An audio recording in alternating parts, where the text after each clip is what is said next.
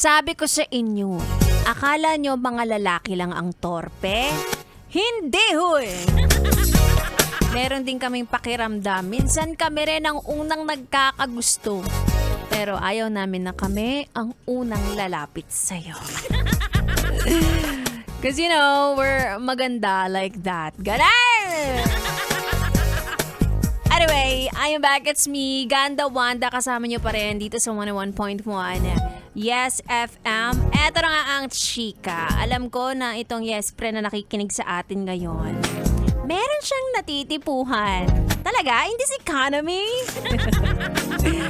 Pero, hindi niya malaman kung may gusto rin sa kanya.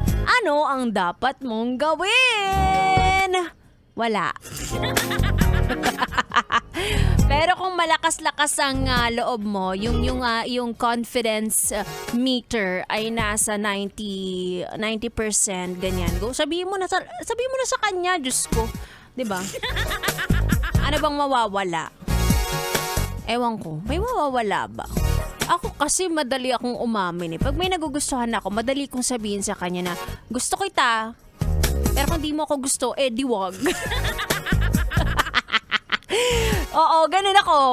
Wala, ayoko rin ng minsan kasi alam ko yung ibang mga lalaki, hindi rin nila kayang magsabi ng diretso. Kasi yung iba dyan, takot sila na parang, ay baka magmukha akong syunga-syunga kapag sinabi ko sa kanya may gusto ko sa kanya. Pero siya, wala namang gusto sa akin, ganon.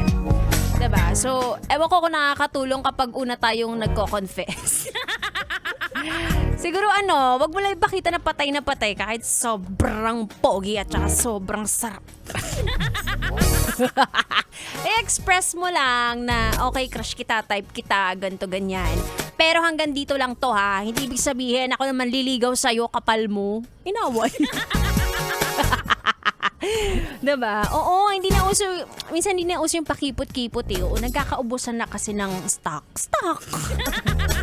Diba? Kilos-kilos din. Oo, sayang. Baka naman mutual ang inyong nararamdaman. O, tanong natin si Biboy Bibo kung mutual ba yung nararamdaman namin sa isa't isa na nagkakasawaan na kami.